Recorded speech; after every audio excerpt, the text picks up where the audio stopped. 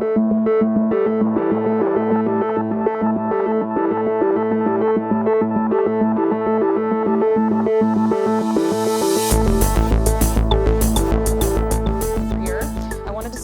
thoughts on the future of media.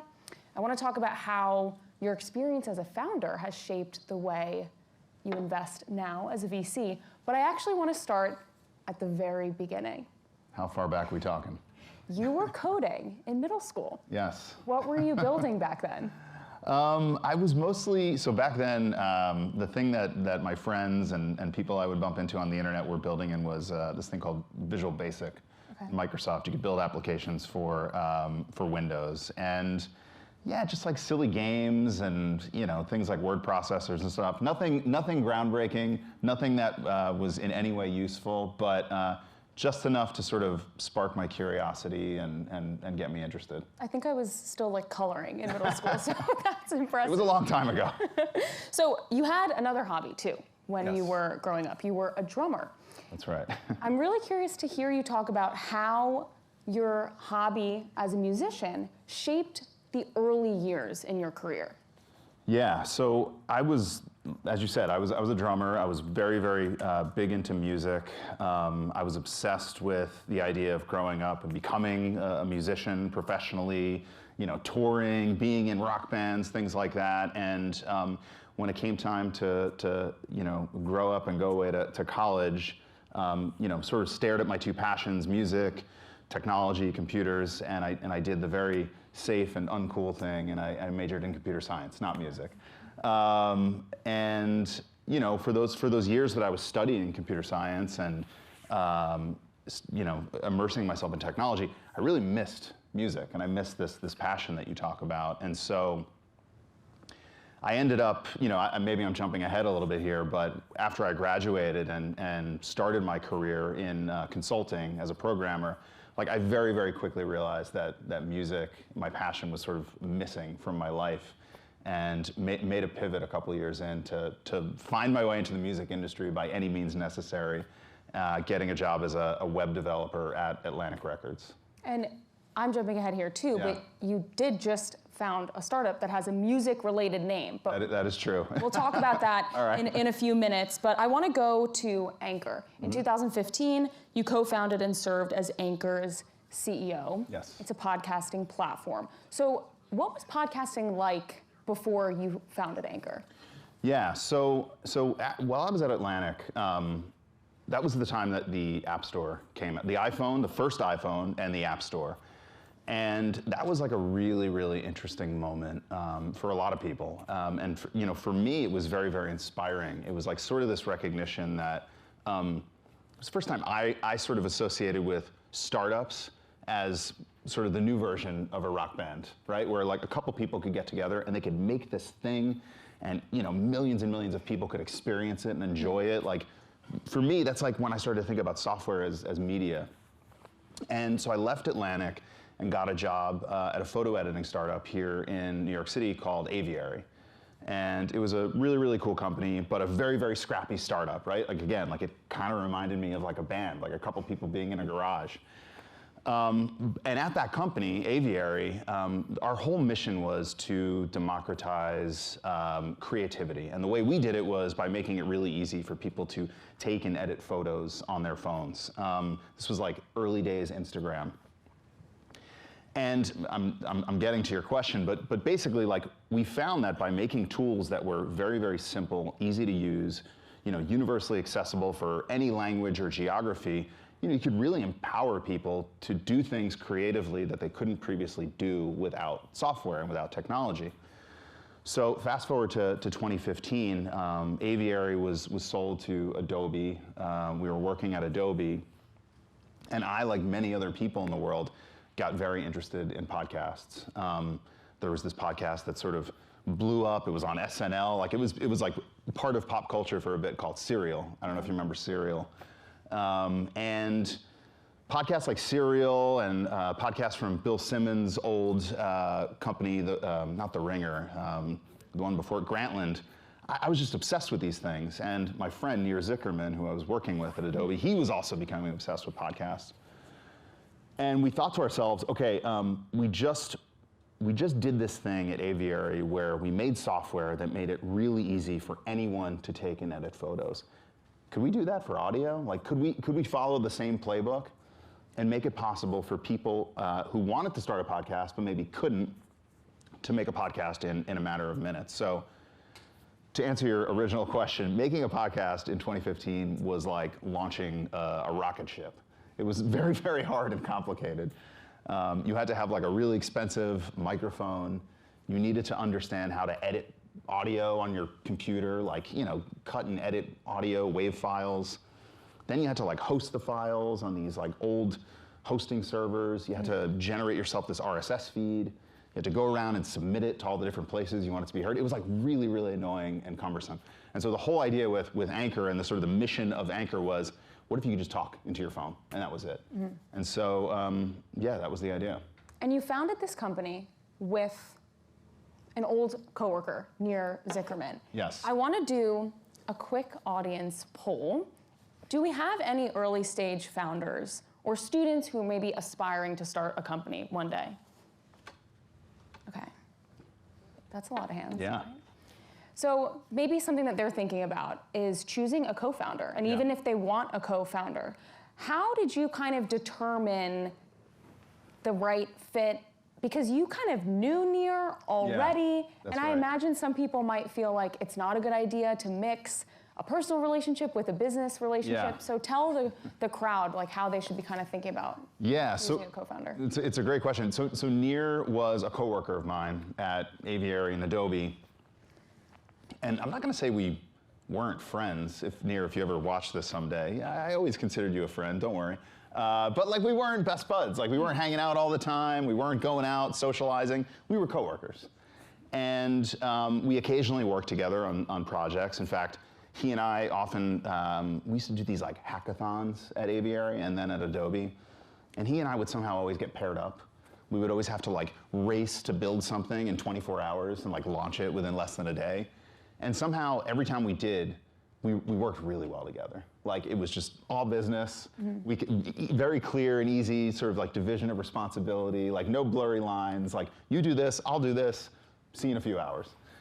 And that resonated with us, because when we got to talking about podcasts and we recognized that we had these like similar interests and identified similar problems, things we wanted to change in the world, we were like, we make a pretty good team. Like, maybe we should do this together. So it was just like abundantly obvious that we would work well together. And I think, you know, also there was no baggage to the relationship. There was no drama. We didn't really have a relationship other than that, other than working. And of course, now many years later, he's like one of my best friends. If I were to get married now, he'd be in the wedding.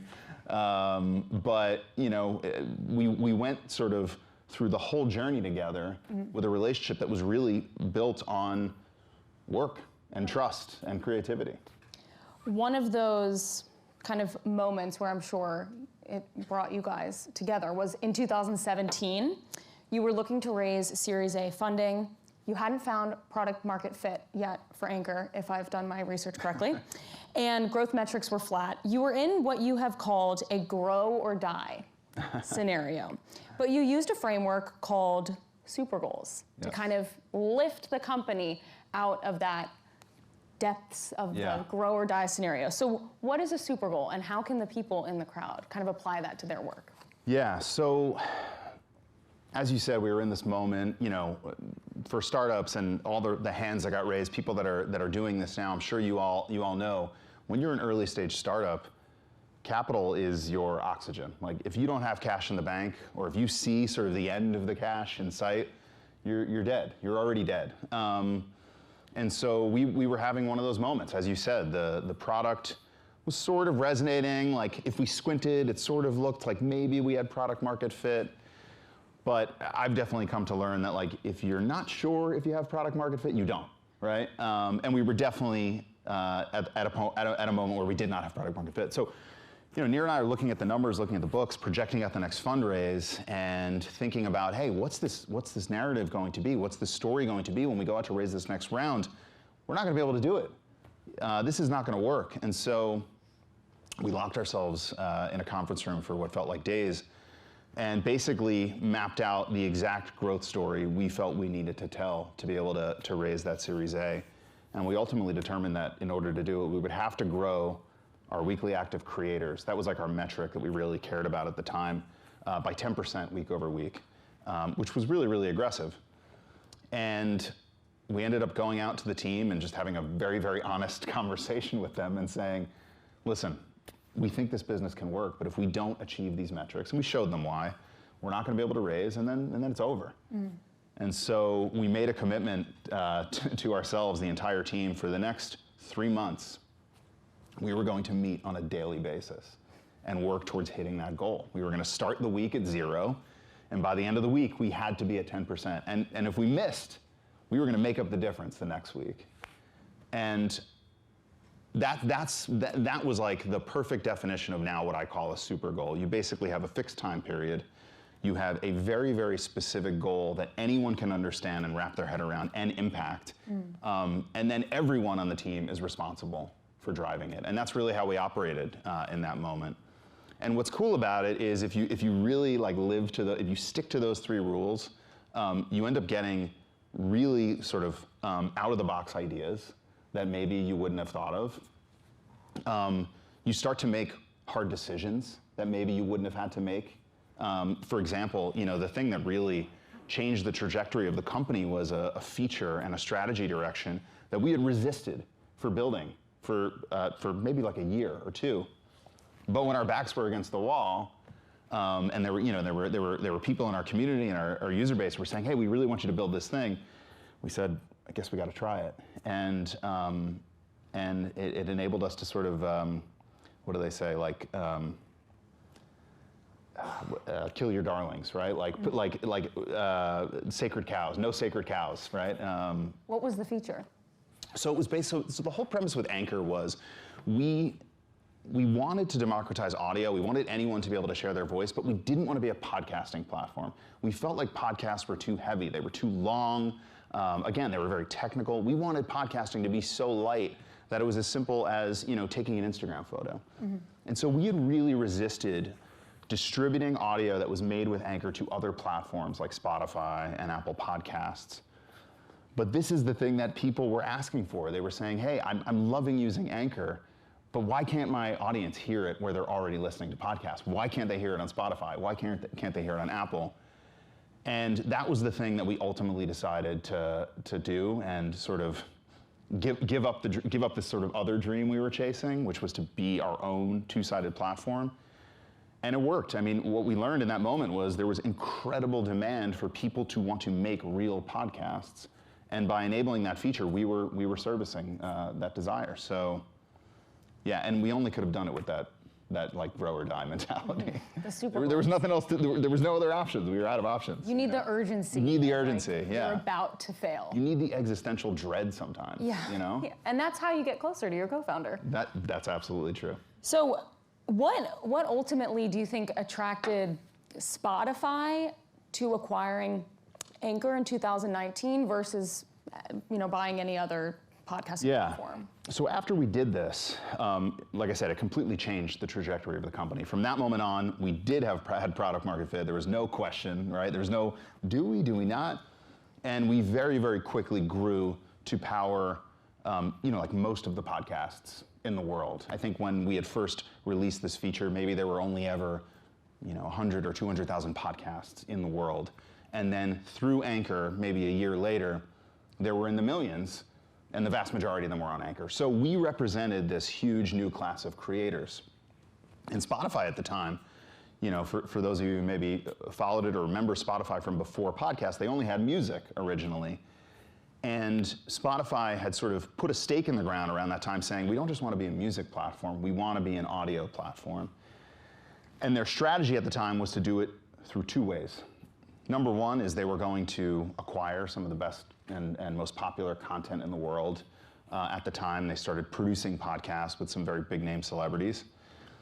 But the other thing that they wanted to do was they wanted to be able to have a platform for podcasters, tools where people could make their shows, upload them, get them on Spotify, get those creators, marketing and promoting Spotify to their audiences. And Anchor was their best way to do that because we had most of the creators. And we had a platform that enabled them to create, to distribute, and also to monetize. So it just made a lot of sense at the time. And to this day, the Anchor, which is no longer called Anchor, now it's called Spotify for Creators, is still the platform that powers all the podcasting at Spotify. I want to talk about your time as an investor, because even before you joined Lightspeed Venture Partners as a VC, you invested in over 50 companies as an angel investor. So what companies are exciting you right now? Yeah, so investing, I learned while I was angel investing, is really, really fun, because you get to, when I was building Anchor, I loved the early stage. Like, being at scale was also fun, and being at Spotify was a blast. It was a great experience, but that sort of 0 to 1 phase where you're working on the product with a small group of people, trying to figure it out, like, that is my absolute favorite time. And angel investing, was a great way to be able to take the experiences that I had building Anchor, going through some of those grow or die moments, and working closely with other founders who were trying to figure it out. And so after doing the angel thing for a while, I thought, you know what, when I was ready for my next thing, maybe I do this full time. And I joined Lightspeed. Couldn't pass up the opportunity. Now, what I couldn't have predicted at the time, and to get to your question, is AI. Right? AI wasn't really a thing then. Obviously, AI has been around for decades, but generative AI, in the way we think about it now, everything that's happened over the past 2 years since ChatGPT came out, it's obviously changed the investing landscape. It's changed technology. It's probably going to change the way all of us in this room work and live.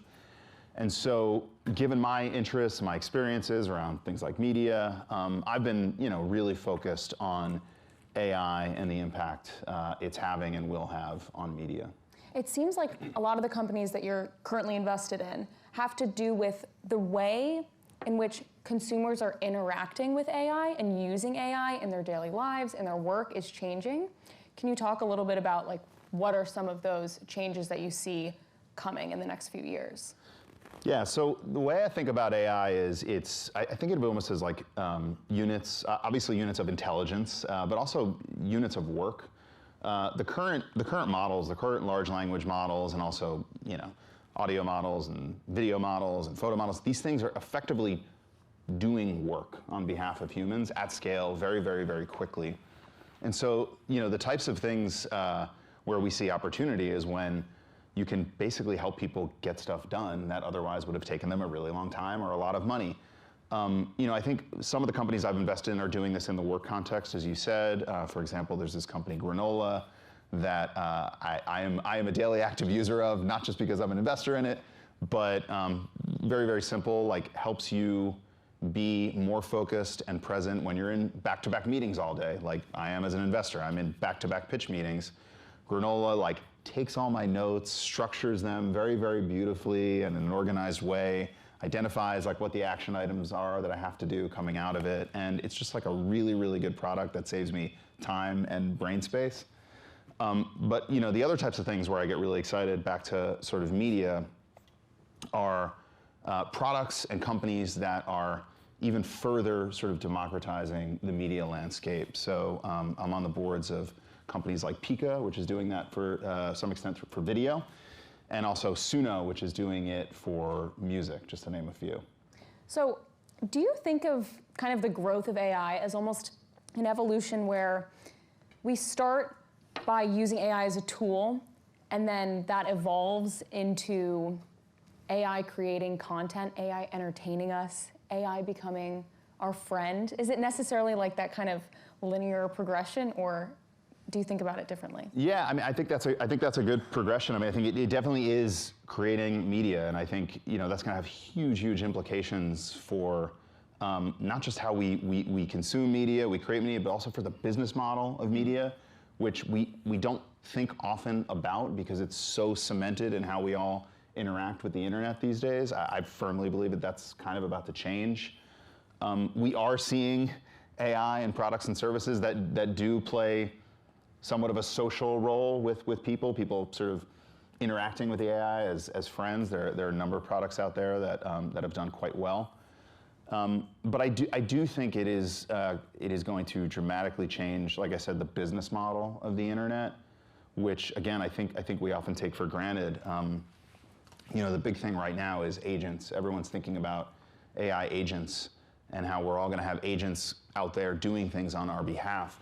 Simplest version of that, which many of us interact with today, are things like ChatGPT or products like Perplexity. If you go to something like Perplexity and you ask it a question, you can see what it's doing. It's in a multi-step way going out and researching that question for you. So these agents are going out there and they're doing this research for you.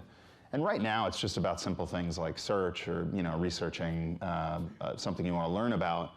But it seems very obvious, even just some things that have been released in the past couple of days, that it's soon going to work its way into commerce, into booking travel, right? You could say to this thing, hey, I want to book a flight for or I want to book a trip for my anniversary. Help me plan it, and then I literally want to buy the airfare right here through this search tool. And so, my point is, in speaking through all this agentic behavior and the business model of the internet is, the business model of the internet as it exists today is very much dependent on us humans going and doing things, right? We go to NewYorkTimes.com and whether we want to or not, we see the ads, right? We give the ads our attention.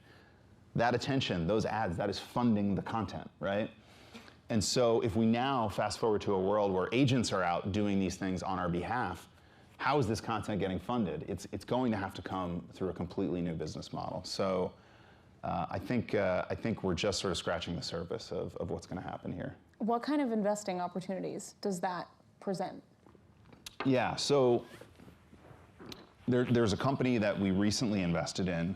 It's called Tollbit.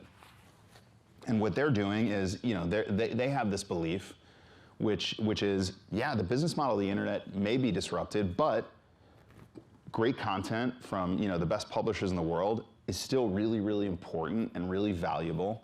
And we need to find a way to help them monetize that content in a world where maybe ads matter less. And so they work with publishers, publishers as big as Bloomberg, but also the long tail of the internet, tiny bloggers, anything really. And they actually integrate with their site's technology to block AI web scraping and basically under the hood put up a toll and say, hey, if you're, name your AI web scraper and you want to ingest this piece of content to serve up in your agentic experience, you have to pay for this piece of content. And there's a market clearing price for this piece of content. And it's probably changing dynamically in real time based on the demand. So that's one opportunity. I think, again, the other opportunity is to think about what are some of the areas in which people will want to outsource their agency to an AI and not have to do the thing themselves. The framework I've sort of pictured in my mind is there are things that we want to do, we want to spend our time on, right? Hanging with family and friends, maybe watching a movie, listening to Spotify. Like, these are not things that we need to outsource our time to an agent for, right? We want to invest our time in those. But what are the things that are really annoying? Like the things that we don't want to spend our time on, work and sort of things that are really inefficient and eat up our time. Like, those are the areas that I'm really interested in because those are the areas where I think new products and companies will seek to gain leverage. You had written something, I think in one of your Substacks, that no matter how good an AI agent gets, you're never going to ask it to watch your favorite Netflix show on your behalf. I thought that was really interesting. Yeah, like, why? That doesn't make any sense, right? Like, You're going to want to do that. Yeah, exactly. I don't want the AI to And that's probably going to create an opportunity for premium content, right? I mean, I know there's a lot of talk right now how AI is injecting, the term on Twitter is slop, like slop into the ecosystem. And I think it's for the right type of content, like, I think there's a valid claim to that, but what I actually think the end result of that would be is that it'll push the value up of the premium content, right? That Netflix show that you want to watch, that's going to become more valuable in that future, not less valuable. I want to talk about social media as well, and how you see AI kind of changing the way that consumers use and interact with social media networks. Yeah, so social media in general has obviously changed quite dramatically over the past few years. Just a few years ago, all of the content on the internet on social networks was mostly distributed through social graphs, friend graphs, right? We would follow people or we would become friends with people on, say, Facebook or Twitter, and then we would be distributed their content based on these people we were following.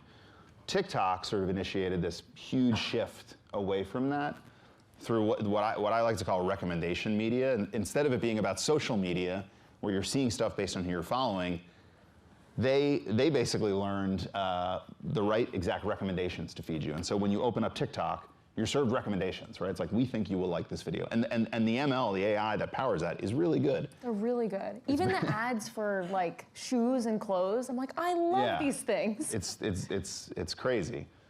So social media, I sort of believe, in some sense, kind of no longer exists. In a way, it's shifted to more of a form of entertainment, or again, what I call recommendation media. I think we're going to continue seeing that. I think it's just proven to be just way, way, way more effective from a business model standpoint. If you can program the most perfect piece of content for the exact right person at the exact right time, that's a much better business model, especially in an advertising model, than sort of guessing what you're going to like based on what your friends like. But I do think that we're going to start to see some really interesting kind of net new experiences and platforms emerge as a result of AI. As one example, I mentioned that I'm on the board of a company called Suno. Suno makes it really easy for anyone to create music through AI. So their product and their community, their platform, it's a platform built around music creation, which really couldn't exist before AI. 5 years ago, you couldn't have a social network or a platform built on UGC music, because music is too hard for most people to create. Now with AI, literally all of us in this room can make a song in 5 seconds. So I think you'll start to see like new niche networks pop up around specific modalities of content. I also think that we're going to start to see AI agents themselves work their way into social media, and I think that has the potential to create a pretty interesting dynamic. Meta has been very, very public about the fact that there are going to be chatbots throughout all their products. There are going to be chatbots everywhere. Chatbots at Instagram, Reels, WhatsApp, like you name it. There are going to be AI-powered agents in those products. But then we're starting to see people that are using AI in sort of these fun ways to create these kind of net new experiences. Just to give you an example, I saw one product recently where everyone you interacted with on this thing wasn't AI. So it was almost like a Twitter feed, but all of the engagement was robots. And there's another product doing it called Status that I think is kind of clever, where it does the same thing. And because the stakes are so low, and you're not worried about sort of what you say in front of real people, it's almost like a game. You get to kind of have fun with it. And they've found like fun ways to create like scoring systems and points and things. So I just think that there are going to be these new experiences where AI sort of work their ways into traditional social media structures, and I think we're going to see things we haven't thought of before. I want to maybe kind of finish the conversation talking about more advice for founders, but I actually have one last AI question, just because you are a musician. Yeah. What do you think of music that AI creates? Yeah. It's a good question. It's actually a fairly controversial topic, because I think not just for music, but also video and photos. I think people say, hey, I'm a drummer, right? And I studied it for years, and now somebody can make this amazing drum beat, again, in like 5 seconds by writing a prompt.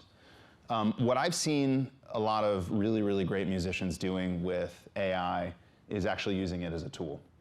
And that's where I personally believe that it's going to go. There have been all these different moments in the history of music where there's like this new tool or this new instrument, and people are freaked out about it.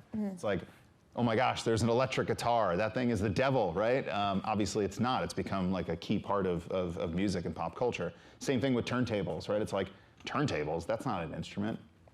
Then there was sampling, right? Oh my goodness, like somebody's gonna pirate my music and put it on put it in their music through a sample. All these things end up getting co-opted by the musicians, and out of it, comes this amazing creativity and these new forms of music, and that's actually what we're seeing a lot with AI. Some artists, I won't name them, I've talked to literally Grammy-winning artists that are taking their music, they put it through Suno, the AI, to help them generate ideas and hear things and have things played back at them. Or they have it, add a string section that normally they would have to go in, hire a whole symphony of musicians just to test an idea. And then they can take the idea and they can go do that with the actual symphony. But I think it's similar to what we talked about earlier with Netflix. I actually think it's going to push the value of human created music higher because it's going to be more creative. this is not related to music, but I do want to ask you about your new company. Yes. It's called Oboe. Yes. Why is that the name of your new startup? So my co-founder, Nir Zickerman, who was my co-founder of Anchor, and he's now the CEO of Oboe, he's always wanted to call the company Oboe. He just likes that word. Turns out, I swear this is coincidental, he recently found out that in another language it actually means to learn. And that we're building an AI education company. What language? I don't remember. We'll look it up later. I probably should have looked that up before I came up here. But yeah, the thing with Oboe is there's been a lot of money, a lot of capital invested, you know, including from my partners and me at Lightspeed, into AI and making machines smarter, right? This whole wave of AI investing right now into foundation models, it's all about chasing super intelligence. And I'm here for it, right? I think there's an amazing opportunity, not just economically, but also, you know, from a societal standpoint. But Nir and I have been thinking a lot about, for, you know, the past year or two, about how there hasn't been that much investment lately in machines making humans smarter. And so that's really what Oboe is about. We feel like through AI, through new large language models, there are these new product opportunities exist that can help teach people things far more efficiently, in a far more personalized way, in a far cheaper way than ever before. We think we're entering like this golden age of education as a result of AI, and Oboe is going to help people learn. How does your experience being a VC and also a founder affect the other roles? Because it's not like you had the, I guess, traditional career path where you start as a founder and then you become a VC and you don't go back. You're doing both right now. So I definitely have found that I think it's been helpful as a VC, because I think, you know, and I've seen this with other VCs that I know and work with who were founders. I think because we've been in the founder's shoes, I think they value that. You know, they feel like, oh, this is a person that can empathize with what I'm going through. You know, I'm going through this horrible moment where I have to, you know, maybe lay this person off that I don't want to, and it's terrible. Like, who can I talk to about that? And I think VCs that have been founders can empathize. So that's definitely helped. I also think it's helped in kind of knowing what founders want and don't want, right? A big part of VC is winning the deal, right? And you're often competing against a bunch of other investors. And so, you know, knowing what founders care about and value by having been there myself definitely helps. And then on the other side, to your question, you know, I think being a founder who is also a VC, you know, Nir and I, it helps inspire how we tell the story, how we think about fundraising, how we think about the capital demands of the company, how we think about the milestones and the trajectory over the next couple of years. And so I do think the two roles definitely play off each other in some sense. For people in the audience that might just have an idea right now, or they're a student, when is the right time to kind of start approaching VCs and asking for funding? When, as a founder, do you know, like, I'm ready to take this idea and actually start pitching it? Yeah. So I think it's probably never too early to at least be having casual conversations with VCs. You know, I remember in the early days of Anchor, even when we were definitely not ready to raise capital, I fortunately had a few VCs I loosely knew through my network, and I was getting their advice. You know, I was bringing them along the journey with me. There's this old saying in startups and venture capital: ask for money, get advice; ask for advice, get money. And so, you know, I've always believed that it's good to bring investors in on the journey early, because they might have, you know, really good ideas that you value and end up impacting your company.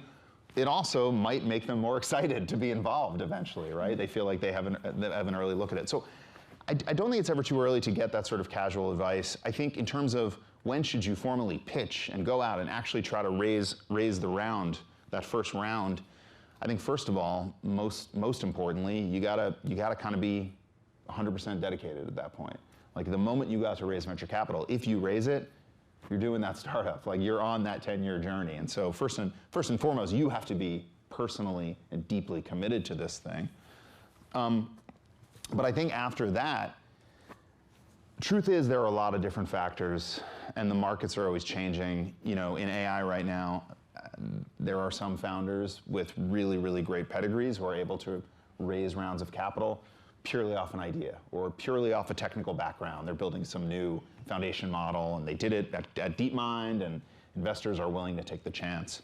For us, when we built Anchor, it was when we had a product, like a working product and a small beta community, and we felt like we could no longer invest time in that without quitting our jobs and raising money, right? We knew to get any more time to put into this thing, we had to quit our jobs. There were no more hours in the day. But we didn't have money, like we didn't have money to fall back on. We couldn't pay ourselves out of our savings. And so it was really VC or stop working on Anchor. And that was the moment for us. But I think the moment is when you feel like you have a really compelling story that somebody would be willing to bet on. As a VC or an angel investor, what was the fastest you ever made an investment or a decision on a company? Do you remember? So when I was angel investing, it was during what they call the ZERP era.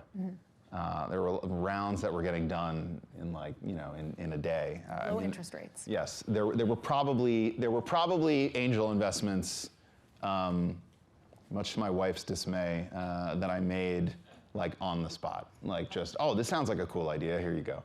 I don't think I would do that ever again. But now with Lightspeed, there have been a few things. There have been a few companies where, I'm based here in New York, and obviously a lot of startups are in the Bay, and there have been a few over the past couple of years, maybe one or two, where I've maybe met this founder or these founders over Zoom, and it's like 6 o'clock, I'm meeting them over Zoom, and I end the Zoom by saying, I'm getting on a flight, can we have breakfast tomorrow morning? I'll just go to the Bay. And I think in one or two instances, I did that and then made the deal like that day. It's because of the company or because of the founder? I've come to believe that it's mostly about the founders. I think as a founder myself, when I started as a VC, I think I thought it was more about the idea. Because I was like, oh, I know what it's like to build stuff. And so if I hear a great idea, I can picture myself building that. That's a great idea. I should fund that. I think what I've come to learn is that it's really the people. Like if you have a really, really fantastic founder or group of founders, not that the idea doesn't matter, but the company is going to live or die or succeed by those founders. And so if you meet like really, really great founders who are really exceptional, really special, like those are the people that I want to be in business with. You're based in New York? Yes. Is that where all of the founders here should start their careers? Like why not be on the West Coast? In the Bay, yeah. I love New York. I'm originally from New York. I've always worked in New York. I built my company in New York. I just love it here, and I love the energy of building something here. One of the things, when I was building Anchor, I remember pitching VCs on the West Coast, and they would all ask me if we were moving the company to the Bay Area, and I would say, no, I want to build in New York. And they would be like, why? And I think it's, why do you want to be in New York? I don't know. First of all, it's the greatest city in the world. Second of all, it's diverse. Like you have people from all walks of life here. If you're building a company in media or finance or really like anything, that industry is in New York. And the Bay, don't get me wrong, it's an amazing place to build a tech startup. There's more density of engineering and probably product and design talent there than anywhere else in the world. But you don't have access to some of the industries and the diversity of people that you do have here in New York. And fortunately, you can always get on a plane. And so I'm all about New York. So am I. Yeah. I agree with that. Well, Michael, thank you so much. Yeah, thank you. This was great. A wonderful conversation. We're going to get to Q&A now from the audience. So just raise your hand and then we'll have a runner come bring you the mic. We can start right there. I've got a question on valuation for AI companies. Sure. Traditionally, it's not EBITDA for tech. Obviously, it's revenue multiples and growth and a lot of other factors. How do you value AI companies now? Yeah. It's hard, and we're very well aware that the valuations are extremely high, and I think it's in many ways market driven, right? A lot of these big companies that are coming out now, these large language model companies, OpenAI, I'm sure you've seen some of the valuations they've been fetching in the private markets. Anthropic, Elon's company, XAI. These valuations that these companies that are really N of one, right? These are some of the most unique companies in the world. They're able to command these really, really large valuations, and that trickles down all the way down through the market, right? And so if there's an amazing team coming out of OpenAI or DeepMind or one of these places where they might be, among a small group of maybe a couple hundred people in the world who know how to do this, and the prize is as large as I think a lot of people believe with things like AGI or superintelligence. Yeah, investors are willing to do some crazy things. But yeah, they're really, really high. That said, these businesses are generating real revenue. I'm sure you've seen some of OpenAI's revenues reportedly to be in the already in the single-digit billions annually. Companies like Anthropic are rumored to be generating very, very serious revenue. So, I think people believe that this is a very, very real business opportunity. But yeah, the valuations are high. Other questions? In the front. Oh, whoa. I'll get a mic. Yeah, thank you for an interesting talk and the perspective on music and your career. So I'm kind of similar to that. So I play music as well. But as you can relate to that, you have to put the effort in yourself. You can't ask somebody to practice for you. You can't say, AI, go and compose something and that's my music. No. So the same way, like I'm a university professor as well. I see many of my students taking shortcuts. They just want to ask AI to solve their problems. How are they going to ever learn unless they put the effort? They're never going to get somewhere.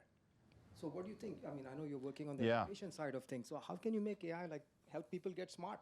Yeah. So with Obo, we're built. We believe that education can be more efficient. We think that because of the high cost to creating really, really valuable content and curricula now coming down as a result of AI, that we can personalize the learning experience to exactly what somebody wants to learn, not kind of everything because previously it was too expensive to learn in a personalized way. That said, I think the thing you're talking about, I think is a totally valid question. In fact, I was recently with some of my nephews who are in college right now, and I just said to them, I was hanging out with them a few weeks ago, and I'm like, do you all use ChatGPT for like essays and things? And they're like, everyone does, but the schools have gotten really good about knowing what is generated with AI, and so there are only like some things that students can use it for, is what I've heard. I think until the methodology changes around education, I think it will be probably a bit of a cat and mouse game for a while, where technology is going to pop up, then there's going to be something else that's going to try to knock it down. And yeah, I mean, I think it's a whole new world. I mean, what I'm most excited for is the idea of people, educators, teachers, students using it as a tool to augment their learning, augment their education, and actually help make them smarter or learn in a more powerful way. That's how I think about it. Thank you. We'll go off to the side, yeah. I'm trying to get all three. Okay, first of all, you're awesome, and I love Sana a lot. My dad thinks I'm the best composer in the world. It's all been Sana. But two things. First, I see a lot of potential founders here. How do you do to get 15 minutes with you to pitch you something? How do I contact you? Yeah, I mean, for example? And the second thing, for all of you founders, if you need the AI guy, I am your guy. Well, you can. I think we're hanging out for a bit after, so come talk to me. You can find me on LinkedIn. I think my username is just my last name, Mignano. You can find me on Twitter, X. People are tweeting me companies all the time. @Mignano is my handle there. I'm very easily accessible. You can find me in lots of different places, but you can also find me after this talk too. I guess we'll go back to the middle, right here. Yeah, thank you for all your interesting talk. Really interesting to hear your insights on AI. You touched on how you feel startups now live and die by their founder, and you also talked about all these great minds. So I'm curious to hear more about what are universal traits you found, if they exist, if they don't.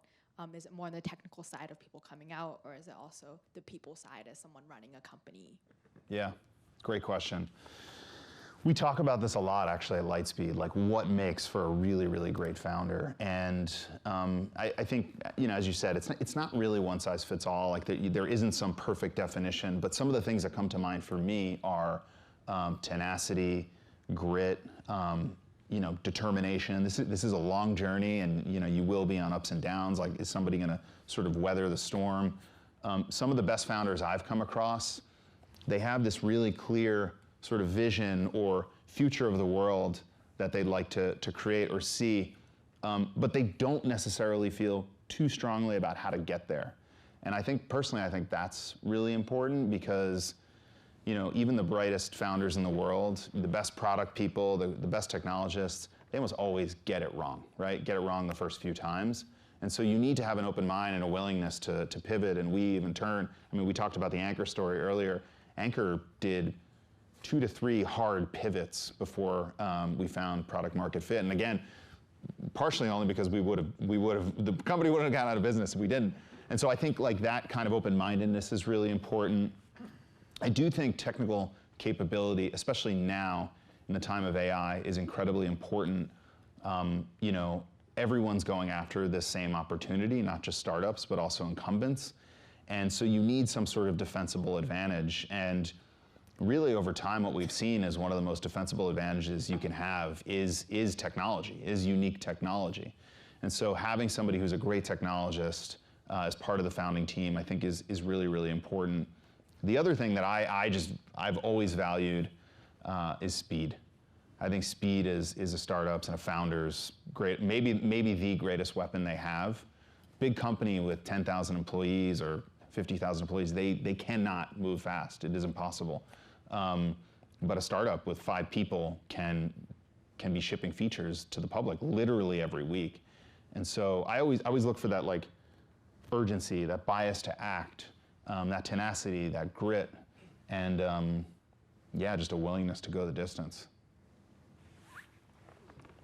I have time for one more. We'll go in the middle here.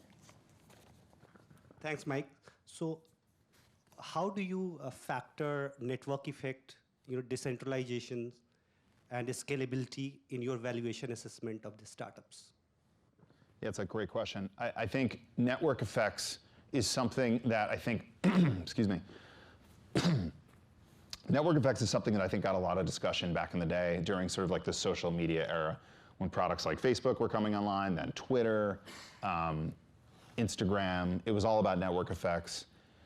I still think network effects are one of the most defensible things that a company can tap into, and it's actually one of the things we're looking a lot for now. We talked earlier about AI and how it's enabling new products to be built that never could have been built before. And as a result, what we see actually with a lot of these companies is they grow insanely fast because the technology is so magical. Suno is a great example. We've talked about Suno a few times here. The first time you create a song on Suno, your mind is so blown, you just have to keep doing it. And we've seen that same thing play out across video with companies like Pika, with images, with Midjourney. These products are like instantly addictive, but you don't want to be faked out by this hypergrowth. You want to know that it's enduring. You want to know that the user bases can sustain and can retain and be really retentive over time. And one of the best indicators of whether or not that can happen is through network effects. And so we still think a ton about network effects. Like when we see a product growing, we ask ourselves, how's it growing? Is it just growing because maybe somebody saw an ad for it online or a TikTok went viral? Or is this something where everyone within somebody's social network or group of friends is talking about it? And for each person that joins, there's 3 other people that join. You try to really get into that and see if that exists. Because if it does, it's probably going to be a really sticky and defensible product. Unfortunately, we ran out of time. But I wish we had time for more questions. But like Michael said, we will be hanging out in the other room. Thank you so much for your time. Thank you, Emily. This was wonderful. Yeah.